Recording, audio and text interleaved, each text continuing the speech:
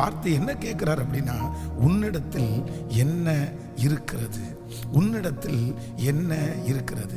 இவர்கள் தீர்க்கதரிசியை சந்திக்க வரும்போது ஏதாவது இவர் செய்வார், ஏதாவது ஒரு உதவியை இவர் செய்வார், ஏதாவது ஒரு ஏற்பாடுகள் இவர்கள் செய்வார்கள் அப்படின்னு நினைச்சுதான் இந்த தேவ மனுஷனிடத்தில் வந்தால், இந்த தேவ மனுஷன் திரும்பி அந்த சகோதரியை பார்த்து கேட்கிறார்கள், உன்னிடத்தில் என்ன இருக்கிறது.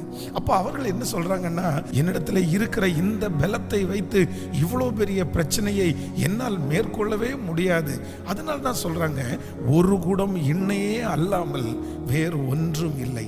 ஆனால் தீர்க்கதரிசி சொல்லுகிறார், இல்லை அது போதும், அதை கொண்டு போய் வீட்டுக்கு பக்கத்தில் இருக்கிற அநேகரிடத்தில் வெறும் பாத்திரங்களை வாங்கி அந்த எண்ணெயை ஊற்று, உன் கடனை அடைக்கிற அளவிற்கு கர்த்தர் வர்த்திக்க பண்ணுவார் என்று அங்கே ஒரு வாக்குத்தத்தம் வருகிறது.